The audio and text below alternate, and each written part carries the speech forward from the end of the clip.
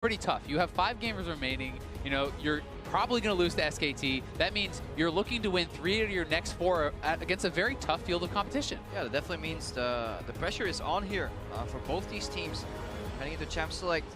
I want to see Trick honestly get that Graves, even if it comes at a cost. He seems to be very thrown off in the jungle, even if he gets kind of the signature Lee Sin that he's supposed to be good on. They tunneled a bit on the steal. I really just want a fast-paced jungle that has a lot of options when things go wrong for Trick. Things have been going wrong for Trick a lot in the opening games. Despite some great kicks earlier today, his early game has been fairly weak. Now, G2 Esports, they ban out Rumble, LeBlanc, Syndra. On the side of Flash Wolves, it is Kennen, Lulu, I see Karma, and Ivern still up and available. Yeah, don't want to get surprised early on by maybe a third red side mid pick that then gets the counters banned out. Some of these more tricky champions are out. Flash Wolves, if they leave Karma open, it's going to be a really tricky situation on the other side. Yeah, and I mean, they can go for that route, leave Karma open. You also can try to force the choice between making a jungler first pick or the support first pick. This way here, it's probably going to be a Graves for a Lee Sin type trade, one way or the other. I would imagine so, and I think G2 Esports is actually really happy with this pick ban, getting both Karma and Lulu banned away, because I don't think that's where they would find a success. Yeah, I agree, and I think one of the interesting choices here for G2 is if you don't care which side of the jungle matchup you play, you can take something else that you prioritize more highly, but in this case, they are focused on that Graves. Yeah, because they do care. It's been Trick's best champion overall, because his Lee Sin isn't working as well as it did in the European LCS, and his other champions, you know, Rengar saw some nerfs. He never really was an Elise player. So with that in mind, wanting to first pick the Graves, they've been given the gift that they're not giving up any of these super strong shielding supports.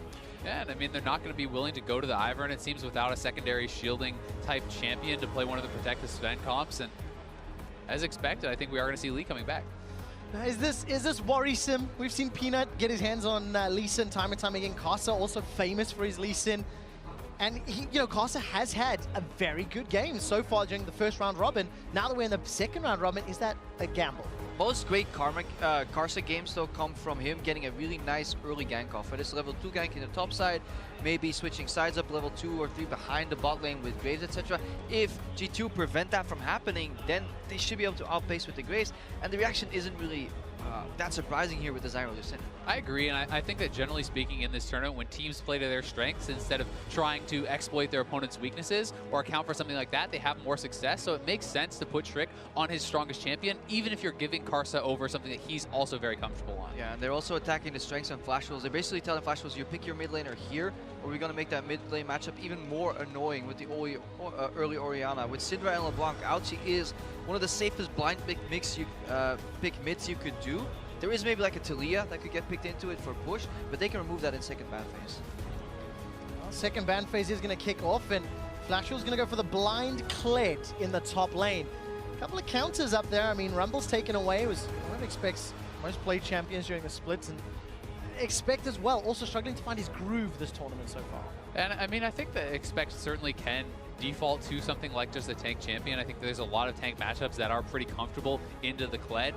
So I don't think that it's a super big concern. Generally, the Kled has been used, you know, Krepo talked about this, as a counter to things like Rumble and certain champions like that. So I don't think it's a big measure for concern just yet. One thing I would be a little bit concerned about if I'm G2 is if you get a strong laning AD carry for Flash Wolves, something like, you know, Caitlyn, although Betty's not really super comfortable on it, that can be really tough for Tahm Kench to lane into with Zyra. Yeah, but Mithy is quite experienced in that matchup in the Tahm Kench. I think we need to track what he skills very early on. He generally goes for a very early thick skin and then tries to have presence in the lane, trade his positioning for minion push that way. The good thing is that they have comfort on the Orianna in the mid lane. They banned out Talia and Rai, so Maple is under pressure. And I don't see MMD just hard carrying top lane if Expect gets his hands on like a Gragas, maybe a Nautilus, but I would just love to see Gragas picked up here on the side of G2 Esports, and then they have plenty of options. Yeah, I mean, even something like Shen, if you are worried about side wave control, can, I think, work out quite well here. There's pretty much everything on the board for top lane as far as the tanks go, so you can go a lot of different routes. Well, a lot of tanks available. What will G2 decide? We see the Jhin once again locked in for Betty. One of the champions that's seen a little bit of play, definitely a fringe pick at MSI. And it is interesting because Betty has just stuck to his comfort picks. Jhin is one of the things he likes to play. He essentially only plays the supportive AD carries, but taking this over the Ashe and the Varus, he used it earlier in the tournament to great success, had a deathless game, something like 606, and despite it not being meta, he's playing comfort. Well, it's going to be going into the hyper carry This time around, Sven's going to be running the Twitch. Going to have some safety, some shielding from the Orianna, the Tahm Kench, and now potentially Shen as well. Exactly. I think that it does lead towards the Shen when you do pick up that hyper carry. You're adding in the Orianna shields, the protection from the Tahm Kench, as well as the added safety net of that Shen. And also, if the Tahm Kench does lock on, you have that zone from the Vorpal Blade from the Shen that just prevents all these auto attacks, right? That is usually enough for Sven to get out of the fight stand. I personally would have liked to see a Varus, because I think you can, as Kled charges in, can ult him, and then the ulti will spread to his teammates that kind of travel with him. But he finds more success, or seems to want to play a lane with more range later on. Talking about range later on and talking about scaling. Vladimir, what do you think of this one from Maple into the team comp that G2's put together? I mean, Flashwolves is going all in on the backline dive, right? They say Betty doesn't need any appeal because he's so far removed from the fight with W and R that he can just kind of fend for his own. And then it's all up to Karsa to get those signature flanks off, but hopefully MMD pincers and Maple just flashes in. And I think that the Kled-Vladimir combo is actually something that is quite strong because you can utilize the ultimate as a way in on the Vladimir. A lot of people talk about the difficulties that Vladimir has getting to backline, but this is a low mobility Twitch. This is a speed up from MMD here too, and I think that with the Jhin ultimate being opened up, there's a lot of chaos that could be created in the fight. And I think we see again here that Flashwolves come with the offensive strategy here, and G2, they have drafted things that could react well. You know what, Kled ultis, I'm just going to walk up and take it for my team. We see Vladimir dive, we'll use Devour. The problem is, every time G2 has drafted a reactionary composition where they have all the answers, they have fumbled in the early game, and then they just got ran over. Yeah, you have to survive early game in order to be able to react later game and have your team comp come together. But on the side of G2, it does feel like the Flashwolves comp will be relatively difficult to execute. No traditional frontline tank. A lot of fairly squishy, high-damage champions, especially as the early to mid-game rolls out. I definitely agree it is hard to execute, but if you get ahead, I think this comp is incredibly snowbally. If you have a strong tank who can step up and tank that Kled charge, great. But if you're behind, that tank just gets evaporated right off the bat, and the fight is essentially over. So, you know, we need to see a strong early game from G2. We need to see a strong early game. It hasn't happened in 5 games yet. Maybe in the 6th, it's the job. It's G2 Esports taking on Flashwolves. This is the first game in the second round robin. Every team has faced everybody. G2 at 5-0, and you can see SKT at 5-0. G2 and Flashwolves now 2 wins, 3 losses. Every win counts because everyone is tied. You may beat G2 in the early game 5 games in a row, Trevor, but nobody beats them in the early game 6 games in a row. This is their time to shine. They have the signature Graves, perks on Orianna, Sven and Mithy. Definitely looking forward to that laning phase. Yeah, signature Graves, Trick, he's given up first blood in 3 of his 5 previous games. He actually donated first blood thanks to taking a Realm Warp the last time they played Flashwolves. So my eyes are on him and his impact, whether positive or negative for the European LCS. I'm also really interested to see how well they adapt going into the second round. Krepo, you talk a lot about how G2's strength is adaptation. They learned from the games they play. They're a very intelligent team, and now they have played everyone once. They have a fresh slate. Let's see what they can do. Yeah, that is domestically when they have weeks and weeks where they first script these partners, they then analyze them, and then they bring the answers on the Rifts, why they were so far ahead in Europe. A couple things I wanted to track this game. Is MMD going to have like an early brush camp versus expect? No, he's already in the lane. I want to follow what Mithy will be skilling into the Zyra matchup. And more importantly, how much CS Sven can get under pressure, because drafting Twitch is nice for late game, but it comes at a great cost early on. Cost early on. G2, that's their problem. It's a tongue lash for Mithy right now. We'll see where the level 2 goes and what impact that has.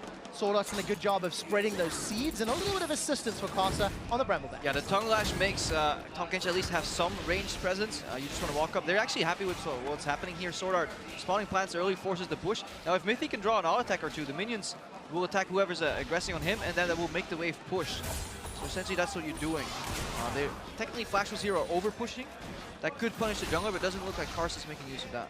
Yeah, and I think Flashwolves really are just trying to shove it in as fast as possible to start harassing the Twitch under the turret. If you can start working away at these guys, it can work pretty well. And you know, something I do like to see in Tahm Kench lanes is a focus on the support. More often than not, that's the better target. Yeah, you need to burn through these potions. The problem is if you play heavy like tower push against the Tahm Kench, it's quite risky, because if he flash autos you with you, he will devour you and spit you into the turret, and then suddenly the jungler's there. Where would Karsa go? If I'm looking at these lanes, it feels like MMD should be able to push into expect early on relatively well. Maybe will be pushed in potentially by perks, and Trick is setting up on this pushing lane down bottom. The tongue lash goes wide though. Betty's able to sidestep. Summoner heals already used. Flashes thrown down. Exhaust traded as well. Get the gobble if you can. Modi gets one. That's not going to be enough for a kill just yet. Spits out sword off for first blood to G2. And this is entirely pre-planned because Trick went Raptors, Red Scuttle Crab, and he was level 3. So either he found the ward early on, or he was running that one experienced Squint. So G2, they're drafting these combat-heavy bot lanes that obviously play very weak into ranged push, but if you let them push, your jungler shows up. This isn't a plan in the early game for G2 Esports. Yeah, your all-in is incredibly powerful, and having the Graves level 3 this early, Mithy and Sven are able to go full aggression, move in, and pick up a pretty easy first blood, plus force all the summoners, which adds more threat of a return game. Oh, I'm looking forward to those summoners being down, what that means, because both duo lanes, all 4 summoners are blown. Trick gets the assist, and the kill secure was picked up by Mithy. Take a quick glimpse of Maple being shoved in. No surprises on this Vladimir. He's going to be sitting under his turret for a long time, Azael. Yeah, and I mean, he's pretty happy as long as he's not being bullied by this Orianna. He can scale up. You really do need to get some levels on the Vladimir to start going. Yeah, I just checked. Trick did not kill a ward early on. See, he must be running that experience Squint. So definitely predetermined right here. And this is great to break that continuous death by 1,000. Cuts in the bot lane. Poke lanes win by keeping you in lane, removing your potions. Getting that free base will help you so much. And this is one of those adaptations we've talked about, something that is pre-planned. And sometimes pre-planned paths, clever routes like this, can be what breaks the funk of that early game. That's definitely going to help out. Look at this, MMD, there's no Scarl yet. Follow that rage meter. Pocket Pistol comes backwards and Trick gets a kill. I was actually really scared that the smoke screen was going to trigger Scarl.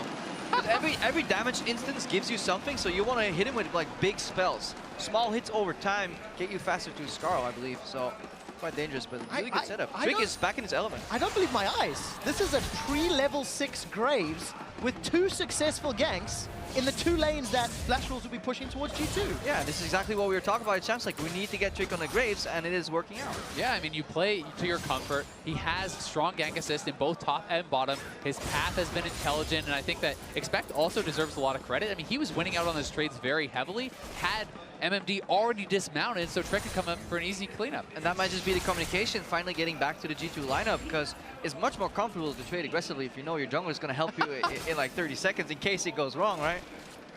Well, it's showing. 2 kills to 0 at 5 minutes. It's a little over 1,000 gold in the lead. Now Casa finds the Sonic Wave. Tempest and Cripple comes out as well. Perks no Shockwave to fire back, but he trades well with the Thunderlords. Yeah, and that was never really something that's looking for a kill. Karsa gets some damage out. Vladimir's farming under his turret. It's just trying to help him with lane priority because Perks has no pots left. Yeah, and also Maple, he took the brunt of that pick ban pressure. He got 2 mid laners removed early on. Then Orianna picked, and then the 2 best matchups into Orianna were banned out in the second ban phase, so he's had to dig deep for this Vladimir, and obviously Vladimir very early on suffers from getting pushed in. Definitely does, but at level 6 now, Perks is chunked a little bit low, has no more potions. He has to respect the all-in potential that can come out from the Vladimir.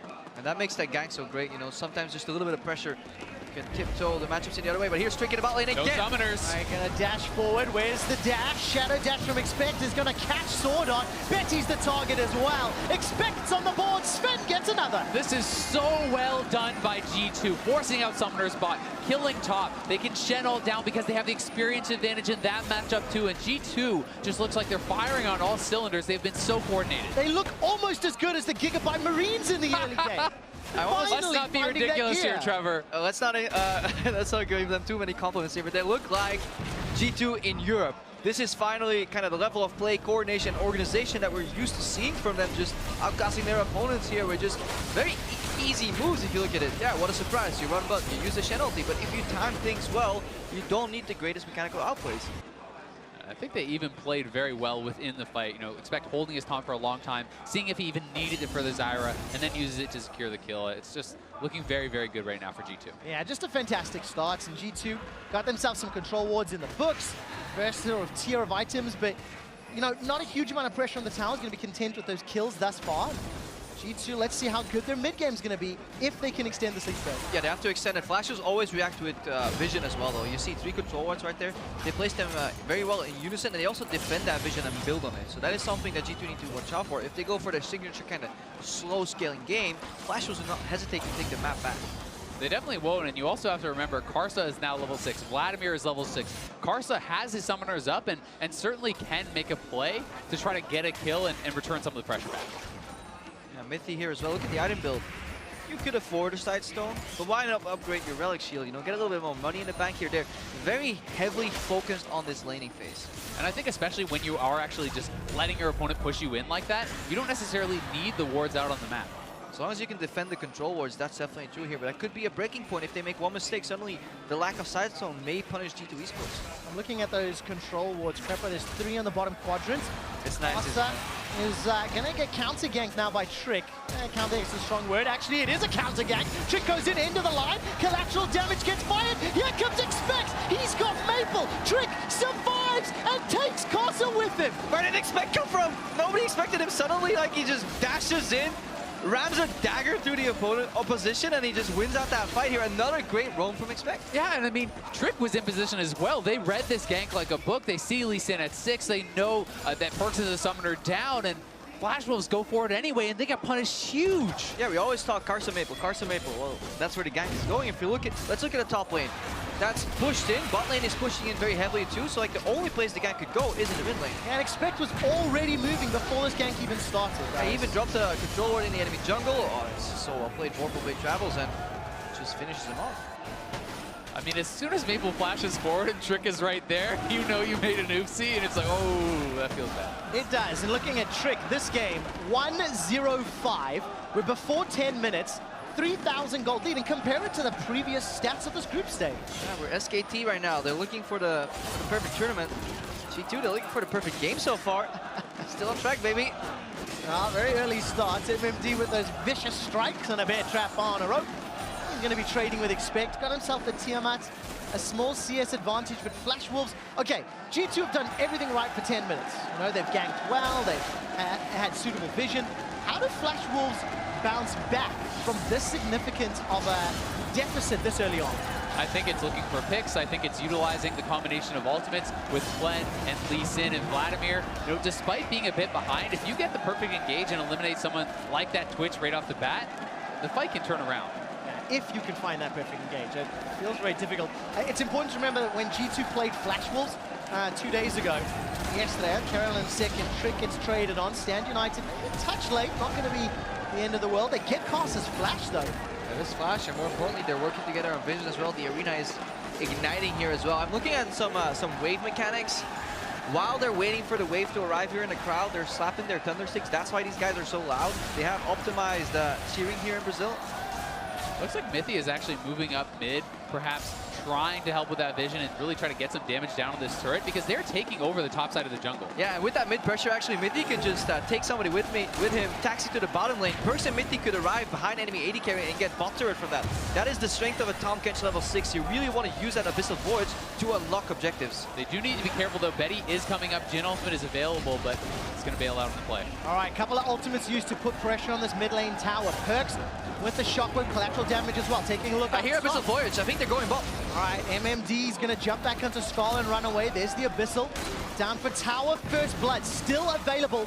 That would increase the gold lead to 5,000. However, Flash Wolves hold. It's one of those satisfying sound effects. You know, like as a bot laner, when your support's gone and you hear that on the map, like, oh, they're coming for me. Backup's coming, and now Flash Wolves react bot, so mid gets pushed in. Like, just push and pull. Never really have to fight them. Use all these for pressure. If you have this gold lead, it's much easier to just get the turrets. I'd also say the solo gold going over to Orianna is so good because this Orianna-Vladimir matchup really depends on who is outpacing the other. If you can stay ahead, the Vladimir never has a chance to kind of sustain you down, and if Vladimir's ahead, Orianna becomes helpless. Orianna is not going to be helpless this game. 1-0-1 plus 20 CS. Already got a tower to her name. Another one in the bottom lane will fall quickly. And looking at the top, every time we jump top, by the way, Expect seems to be out-trading MMD's Kled thus far. He's got that Balmy Cinder and Ninja Turbine. Even though there's no damage on the tower, he's keeping MMD at bay. Yeah, Kled is fantastic into squishy matchups because he can really burst with Bear Trap on a rope, and that's really high damage on impact. The problem is, you're not going to burst through a Shen, especially if he gets an early gank. These like tank versus carry matchup. If the tank gets a good gank off, and get slightly ahead. Ninja Tabi and tank canonization is just so efficient. And this is also not a world in which this is a Kennen or a Fiora or something where it's just like, oh, he just gets his items, then he starts to win. It doesn't really work like that in this matchup. As long as the Shen can stay relevant, the Kled is not going to be able to just take over that lane. Yeah, well, luckily for Expect, his entire team is relevant. Look down the kill score, 2-1-0-1. Everyone's got involved. It's a gigantic lead before 15 minutes. Take a quick look up top as MMD once again to the bear trap on a rope. A little bit of support from Trick in the river. Ursa's coming up. Soon. Actually, Trick has decided to back away. Expect to be under pressure. Cost are not going to find an opportunity. Yeah, Expect needs to yield it. Looking at Perks though, he used that solo goal that Zale was talking about earlier to really invest in magic penetration. If you get that early lead, just sitting in lost chapters enough. You don't need to go full Anonomicon. Perks right now has really strong all-in potential. This is a very strong early spike for Orianna. Especially because of Vladimir is not itemizing defensive. He's trying to rush towards that Proto Belt instead of sitting on something like a Negatron, which can really help to negate that advantage that Perks has. And Maple's smart enough to know this, so he's never going to combat Perks. But what that means is Perks will push up the wave, disappear, and start influencing these side lanes. The only thing that can go wrong is right here if Expect dies. All right, Expect's going to get pulled back by the bear trap. Squall is triggered. Caster's got the Dragon's Rage, and actually Expect is putting a lot of damage down. Mithy's brought Perks. That's one already with the attack and the dissonance. Shockwave not even going to get needed. There's the hula hoop sombrero. Perks doesn't need it. Still gets a double kill with the attack. I mean, that one was looking a little bit desperate from Flash Wolves. That is a very healthy Shen who is ahead. You cannot burst this guy down like that. By the way, that control ward that Expect put earlier, still inside the red corner of the jungle. That Betsy and Maple just walked past. I love it when you talk dirty to me, Trevor. Right there. Very healthy Shen indeed. Eats his vegetables. That was just, yeah, grasping at straws. Every move by Flash Wolves is being read, and at this point, this is the point of the game where G2 has excelled in Europe. They know how to cleanly play out these games. The problem is they were always so far behind in the early game at this tournament that they couldn't really show their closing ability. And I mean, this is just, MMD is almost ready to dismount. He's not ever going to have the amount of damage, and you can see Mithy is already moving up here with Perks, and even if they didn't come, this kill wouldn't have worked. Yeah, but just the range at which this is possible too shows you the strength of the Tahm Kench in this tournament, why he'll likely become more of a meta pick within this tournament. With Perks was at the tier 2 turret. CG on a Vladimir, he takes 5 steps backwards, gets in the belly, arrives top, and helps. A cheeky little grin there from Expect. 204 on his Shen. As it stands, 8 kills to 0, 8,000 gold up. I'm gonna wait for stats to verify, but I'm pretty confident that's the largest gold lead at 15 minutes across the group stage, and it's in the opening game of the second round robin. And there's so much easy gold for them to pick up still. I mean, this bot tier 2 tower is 1 auto away. They have full pressure in mid lane. Top has already fallen. We just need to see how well G2 can close this out, because this should be their game from here. Yeah, there's also 4 jungle camps up and a dragon, and that's something that is very often overlooked when you're playing so deep in the enemy map. Trying to rotate for these tier 2 turrets, a lot of teams forget that there's camps in their own jungle. They take away the opposition jungle, but this is actually a mark of G2 domestically. They will take both sides of the jungle. That's why Trick doesn't have the highest activity, but he's very efficient in his pathing, and it's so catered towards his Graves pick as well. No champion really clears much faster than him. Yeah, it really suits the play style, and once Trick has enough power, uses that Graves to impact mid to late game team fights where he also has exceptional ability. Yeah, especially on a champion like this where you can make a lot of use of the farm. Graves is not someone like the Lee Sin who is going to fall off as much. You're always a big contributor, especially against a relatively low-range team. With the Vladimir and the Lee Sin and the Kled, there's always someone for you to hit. Yeah, and especially if you consider that Truget, it got some nerfs, so if you play Graves into a full AP comp, the lack of MR you get from Truget will maybe hurt you, but there is only Maple really that is bringing that sword art, maybe, but he's generally not going to interact too much with Trick himself, so Truget's still very valuable if he comes into a duel against MMD, against Karsa, even against Betty.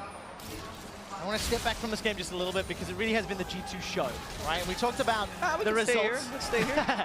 We talked about the results, 2 wins, 3 losses, and how every team now will play again, 5 more games. The expected result you're going to lose to SKT, and every win you can pick up against Flash Wolves, WE, Gigabyte Marines puts you 1 step closer to playoffs in that Pool 1 seed for Worlds, which is the first reward at MSI. It really does, and people have talked a lot about the pressure on G2, but what about the pressure mounting on Flash Wolves now? They were supposed to be the ones to challenge SKT. They're 2-3. They're now facing a 2-4 opening record, and they have not looked at all like the team we were expecting coming into this tournament. Yeah, and they also came out and said it. I think it was Stake who said it doesn't matter how good you dominate domestically, you may just fall apart internationally because you can only smash teams so hard if they're not giving you enough opposition. That's the problem in G2 esports as well. They dominate Europe overall. Even when the fans are against them, like in Hamburg, and then they come to an international tournament, these guys practice super hard. Like they really hate losing. It's not like they came out unprepared, and then like, dropping those early games was a big mental hit for them. I'm really glad to see them bounce back. I really do think that in pro gaming, one of the things that you'll learn is you're only as good as your competition. It's so much harder to really move a tier above, and these teams are trying to do that and seeing the difference between, you know, SKT, who has those great practice partners, and some of the other regions who don't have as many. But at the same time, though, we can't take things away from like the truly the greatest, like Faker. He will improve no matter what the competition. Or SKT, they constantly innovate the meta game. When they flexed the dual Ulu Karma in the finals versus KT, they just made them look like, honestly, like they were smurfing. Yeah. At certain points in the game. Even when KT got a lead, SKT still came back. So that is the greatness you see there. But overall, it is definitely true. Like if you have bad scrims and you get some gameplay patterns that you get away with, the same way with Svenska. Like those invades, they probably pay off a lot in scrims. The problem is on stage when you get against better players, you get punished. Yeah, better players, higher pressure scenario. We talked about sort of play styles and histories. Look at these at 20 stats for G2 and Flash Wolves, obviously with the records they have. Not the greatest. First blood 20%. First tower, Flash was pretty good at picking that one up. But both teams average a deficit as we get close to the 20-minute mark. Yeah, Flash Wolves, they definitely are not getting that first tower even right now. 19 minutes in the game, 0 turns to 3, which is a very rare occurrence. And it doesn't seem like they can fight their way out of this gridlock. Hey, perfect game still in the cards here for G2 esports. Also, the previous gold lead record, MSI 2017, was around 7,000 gold at 20. It looks like G2 is going to break that record as well. So this will potentially be the heaviest handed defeat of MSI 2017. Perkz and Expect going to try to take this inner turret down in the top lane. MMD has already popped off Scarl. It's Shockwave there from Perkz. Second time this game. Trick in a 1v3 almost takes down Betty. Sonic Wave connects, but Casa does not follow the Lee Syndrome. Support from Perkz coming around, and Stand United still not triggered. And in a similar fashion where you need to attack the global if you're playing versus Shen, you need to attack the engage if you're playing versus the Skarl. Because otherwise, there's nothing Flash Wolves can do. They can't flank engage with Zyra because she's a disengaged champion. And I mean, one of the beautiful things about this game is anytime you see a fight happening somewhere, G2 is already getting something on the other side of the map. When you're this far ahead, it is not a 1v1 matchup. You need more players for every G2 person on the map. That means as long as G2 is pushing constantly and moving around the map well, they can always take advantages elsewhere. They can always go for the cross map. The only thing they need to do is then respect that when Flash will show up with 2 or 3 extra members, that they yield the pressure right there, not giving away needless advantages. This is why Kars is going a really large path around the bottom side. Flash was trying to get something. Ah, look at Trick. He's already gone in. Hemoplate comes down. Stranglethorns is coming up. Stand United has bought enough time, and now Perkz has arrived. Come on, protect. Keeps Trick alive. No, the perfect game is gone. The perfect game is ruined. Karsa sends his god fist into Trick's face. Now Karsa's running away with his life. Expect, misses the taunt because Karsa sidesteps. Still beautiful to behold on that champion. I mean, Flash Wolves, they get a kill on the board, but pressure top lane. It's already been pushed all the way in, and Sven is rotating around here. You can see him waiting on the side on a bush to see if anyone is going to try to defend this a little bit too boldly. Yeah, already sitting on 2 items here. He can unleash and just kill someone right there. If he just pressed R, it was enough. Perkz is now being shadowed by Mithy, so he should be able to survive. G2 Esports looking for their 5th consecutive turret this game. And pressure on the bot side constantly. That turret is so low. They were just pushing around. They're controlling a vision in the jungle, farming both sides of the map, and that is why the gold lead is just exploding. Yeah, and of course, with this stage in the game, now G2 need to overstep, right? Yeah. 10,000 gold lead, 20 minutes in. There's actually not a lot of objectives, you know, to push for just yet.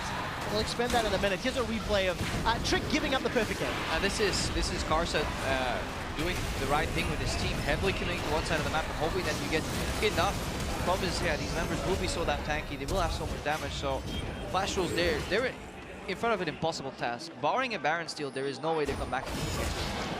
I mean, even a Baron steal at this point, I think, just moves you closer to having some hope. It's not turning the game around.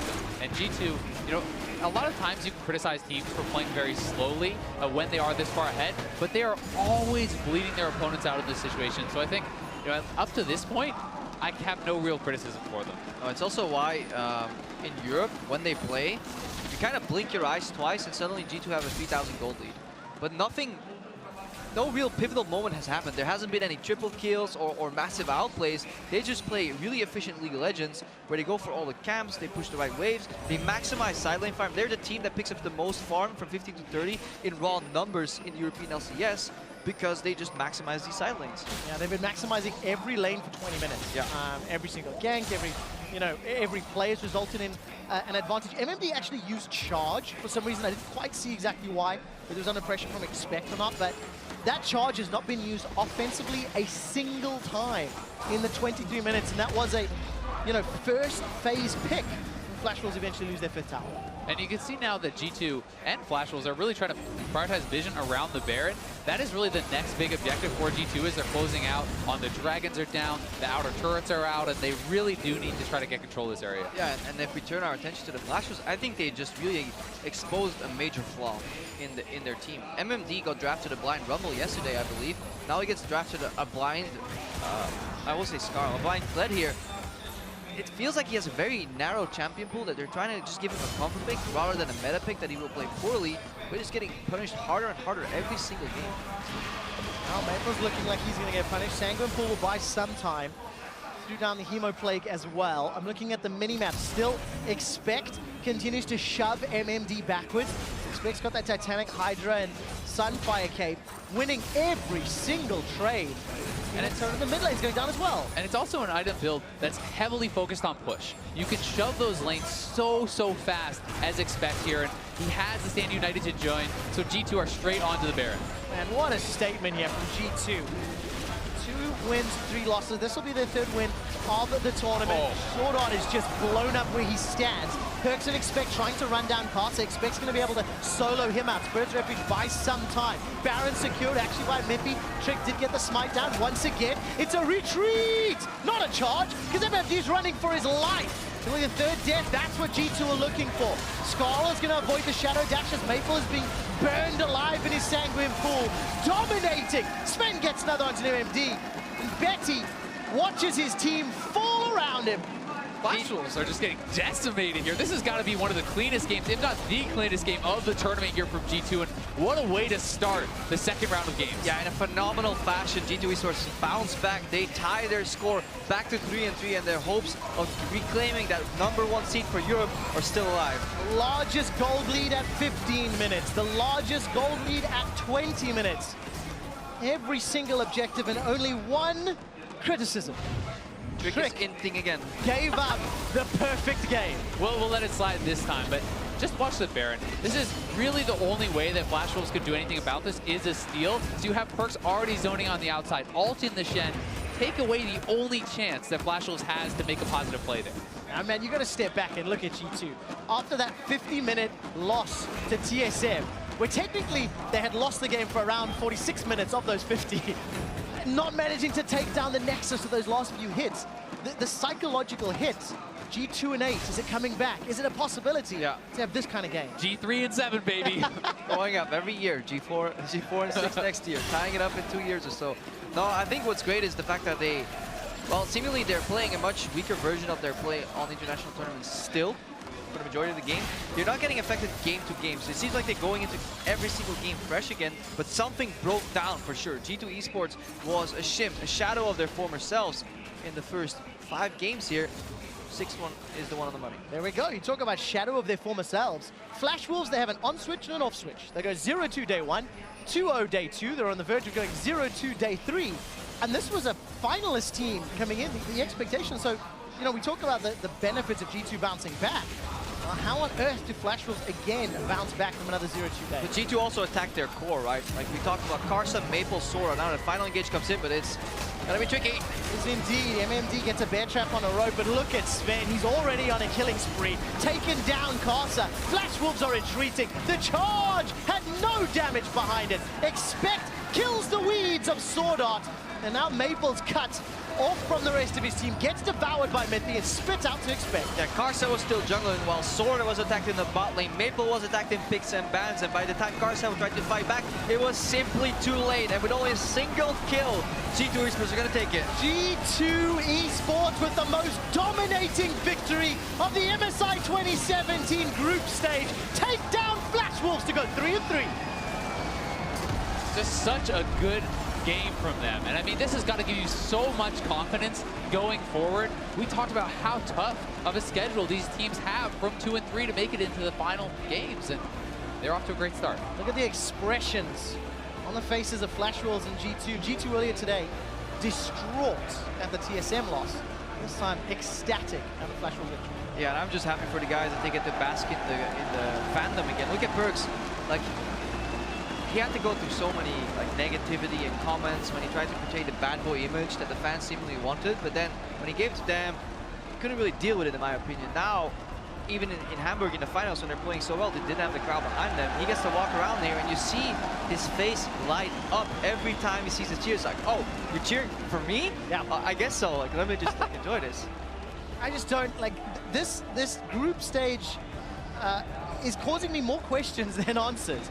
Gigabyte Marines take down Team WE in one of their most impressive performances. G2, who have looked really, you know, weak all tournament long, have the most dominant victory all of a sudden. And I think one of the important things here for G2 is also the way in which they won. A lot of criticism has been leveled towards Trick and Expect. They both had a great game, and I think that can spell good things for them going forward. But it is Expect on Shen and Trick of Graves. And these have been long-lasting signature, like, comfort picks for them. The problem is, any team that is doing their drafting properly will not give Graves over to Trick. And if they do, they will take Karma Wu in return, and then can G2 deal with that aspect. And the cheers there, of course, that was for Sven making his way off stage a little bit earlier today, actually. He's been around 10 or 15 minutes just signing the Thunder Sticks for the crowd and really just soaking up the atmosphere here in Rio. And that was a deserved victory for G2. They just outclassed Flash Wolves every step of the way. I mean, the fans here really have been incredible. You have to love that they're cheering equally as hard for every team, for every good play, and I think it's a really fun environment for all the players. Yeah, and it just means so much. Speaking from experience, those are memories that I still hold from like all those events where people just go bonkers. G2 will definitely like enjoy like these little moments. Well, 3 wins, 3 losses. For a closer look at how the second stage of the round robin started, let's head over to the analysts. Thank you very much, Trevor. There is no doubt in my mind that the passion of these fans is helping drive all of these teams in what is a very close race for qualifying for that knockout stage. But quick shot, don't worry. I am just as confused as you are. I have just as many questions as you do about where the heck was this G2 for the rest of the tournament leading up to this game? Hibernation, maybe? I mean, we can figure out answers. One thing I'll say is they are learning, and they are very mentally tough in comparison to past G2s at international tournaments. Absolutely, without a doubt. Frost, this was your dark horse. They finally craft a beautiful, dominant win here. How are you feeling? Man, you see, I did hardcore research on G2. I watched pretty much all of Europe. I watched the finals, and I was watching the region. I was like, damn, they're super exciting. Like, there's really creative stuff going through. I think they're an incredibly intelligent team. So I was like, I'm actually really on the G2 hype train coming into MSI. And then we kind of had to pump the brakes. We hit a couple speed bumps. We're swerving all over the road. But we found it. We're on the right track. Absolutely. We're now in the carpool lane, cruising at a nice speed here for G2. But it all comes back to the early game. The questions we had around the early game, we saw them put together a decent one against SKT, not against anyone else. But here we go. What a beautiful early game. And it was a very delayed introduction of Trick into the early game, into this tournament in many ways as well. Finally goes for that very fast gank. We confirmed that it was an experienced Quinn that allowed him to go from Raptors Red into Scuttle Crab into the gank down bottom lane, and it was an adaptation that just wasn't at all like he'd been playing recently and in general for G2. So late game focused, so many games in a row, and surprising to see them so quickly adapt way back to their older style. And that's the thing. If you're going to play late game well, it doesn't mean you can't play early game aggressively. So experienced Quint, planning the gank, and helping out Sven before 4 items so he can still do well. I mean, it translated to the rest of the map, the amount of pressure they're able to generate with that game. And I love your point, because you look at the draft, and it's very G2-esque for the previous games. There still was Orianna. Twitch takes time to come online. I looked at it and I'm like, okay, we're going 35 minutes, we're going 40 minutes, and then Trick threw that playbook out, and everyone played to amplify him. So you can see why it's kind of the heart and soul of this team, especially in the early game. I'm getting word that perhaps he didn't have an experience Hey, Quint I'll from fight our that. I stats checked people. Lol Esports We during did. the game, and it showed he had So we it. Not might to have mention, we're going to get some clarification on that, Okay. but in the meantime, regardless, the thought process was there, as was mentioned. And hey, when we were watching Champs Select, right at the beginning, we're like, Ivern's open. That should be the go-to pick. But I do like the confidence to go for the Graves and then play it in that aggressive fashion, even in a comp that would be happy to scale a little bit too late. Frost, back to you. Exactly. It's the one thing that would then speed up that composition. If you go for the Ivern, yeah, he can make early game plays, but if you look at the rest of your assets there, you've got, what, Hyper Carry in the bottom lane, you've got the Shin in the top lane. Like, Ivern, he's not going to be great at snowballing that. The Graves is the guy who's going to be that bridge from early mid-game. All right, so now I want to push us through the rest of the early game because it wasn't just that one gank, right? We saw 16 kills put together for G2 throughout the course of the game, but a lot of them came early. I've seen this angle of gank before, but it's because they've hit level 6 on Expect. They immediately utilize the Shen. And credit to Expect right there for having the lane pressure in order to make up that play and not allowed to be disrupted by the Kled in any way. But Expect, and Trick in particular, is leading these plays. As you can see, it's just a different Trick, not defensively on Nunu, not on the Ivern either. And the Korean duo just approaching from different angles on the same page in a way we haven't seen in the first 5 games. And it's just lovely to see Trick kind of return to his domestic form. You know, domestically, he was known for his creative pathing, his ability to work with his laners, and particularly perks around that mid lane. Yeah, it started out in the bottom lane, but it's nice to see him kind of return to that old form. Yeah, and the way that they didn't take bad trades once they were ahead and continued to do good things. First game of the tournament, they had a 2,000 gold lead, and then they traded Rift Herald for 2 turrets of their own, which was terrible. In this game, they did none of that. They didn't give away any turrets. They were finding the 90-10 plays without having to give up anything. This was really the quintessential game that G2 fans wanted to see. And then it forces Flash Wolves into these really awkward situations where Karsa wants to make something happen on the map. He ends up trying to force that gank top lane, and he has to do that because there's no other options for him anywhere else. Yeah, you say they didn't have to take bad trades. In fact, they forced Flash Wolves into bad situations. Let's take a look at this. 1430 Flash Wolves top lane dive here. Frost, walk me through it. And again, just look at the rest of the map right here. Like, Karsa, this is so forced, and it's because it is. He has no other options. He can't gank for his Vladimir because the Vladimir is already shoved into inner tower, and he can't gank for his bot lane because what bot lane? It doesn't exist anymore. It's just roaming around on the map trying to find any sort of extra gold. And then Perk shows up and is like, you're not supposed to be here, and I'm going to pick up the double kill anyway. Yeah, the classic shockwaveless double kill. But we've heaped a bunch of praise on G2, and I do now kind of got to move to Flash Wolves because I was hyping them up before the tournament. We all thought they were. were going to be the #2 seed, but the problems they are still showing, weakness in the top lane, weakness in the bottom lane, NL and Betty, if you turn the nameplate off, I'd feel like they'd be the same player and he was supposed to be an upgrade. It's still feeling like this is a Maple Karsa team. And Maple got targeted in the ban phase pretty heavily during this game. So I'm not sold on this Flash Wolves because it doesn't seem like they've actually improved since the last time they failed to make it at a group stage at Worlds. And when Trick had the pressure on Karsa, when he was getting the ganks off, trade became a dirty word because it was a single kill. No turrets, no Drakes, nothing doing for Flash Wolves once Trick had control of the jungle matchup. Struggles for Flash Wolves continue, but G2, this is going to be a big win and some momentum for them moving forward through the tournament. Time now for us to throw it down to Shox, who's standing by with G2's support. So let's catch up on stage. Thank you very much, guys. Indeed, standing by here with Mithy after the most convincing victory of the group stage of the entire MSI, which is quite a surprise seeing what happened earlier in the day. So I just wanted to ask you kind of how you've lived through this day and rebounded from that TSM loss and converting it into such an amazing game here. Well, honestly, the TSM loss really sucked a bit. I thought it was really lost after early game, and then we managed to hold, and it was so close for us to win. I think if any small thing would have changed, we probably could have won that game. So we tried to like just shake it off and be like, well, if we were 8K down and we still made TSM fight until 1 HP next to us, you know, then we actually played a good game, and it just sucks that we can only play one game against them in a row, you know. So we just focused on the next game, talked for like the two post games about draft, and we ended up having a good draft for today for this game, and yeah, pulled it through. Yeah, you guys pulled it through. It was very convincing. So, but that is then, of course, the big question when we're looking at G2 playing here so far. It's been quite up and down, and it's been a lot of games where you're kind of coming back. So why do you think it is that the stability isn't quite there yet? Well, we have only one early game against SKT, which we sucked really hard and made their own decisions. And obviously SKT is SKT, so they also did very well, and we failed. But other than that, we've lost every early game in this tournament, and we've managed to get some wins anyway. So yeah, sometimes you win, sometimes you lose the early game. It's all about how you play as a team and how you can like come back from a deficit. And I think we have not been playing perfect, but we have been doing all right. And yeah, we gave a challenge to TSM. We won a game against Flash Wolves when we were like pretty far behind. So we were just been chipping in wins, and now we actually got one early game that was on our favor, and it kind of showed that we are also good at snowballing games. Yeah, it did. You've showed a little bit of everything. And I know, obviously, with the history of G2, you are one of the players that has taken that all very much to heart. You've also spoken to kind of the fandom here and how much positive energy everything is giving you. Can you kind of explain what it is, what's in the air here, and how it lifts your spirits? I don't know. Being in EU and just playing there is so much different to being here. It's like when you're there, there's the fans that cheer for other teams. They even boo you in EU, and it just feels so much different than being here. Here, I was playing the game right now.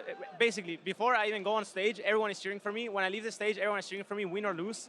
And then while I'm on stage, like this game we were winning, right? And I check the crowd for a second, and I see like lights all over my like our team names being chanted.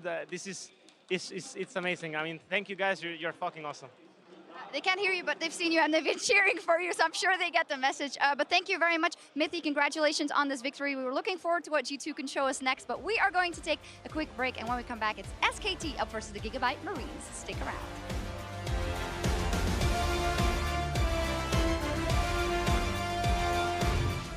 Source traded as well. Get the gobble if you can.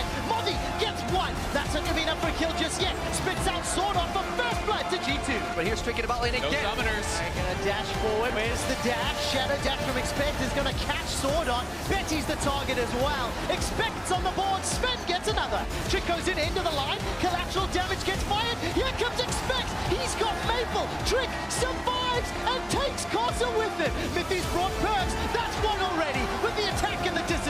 Shockwave not even going to get needed. There's the hula hoop sombrero. Perks doesn't need it. Still gets a double kill. Scarlet's going to avoid the shadow dash as Maple has been burned alive in his sanguine pool. Dominating. G2 Esports with the most dominating victory of the MSI 27.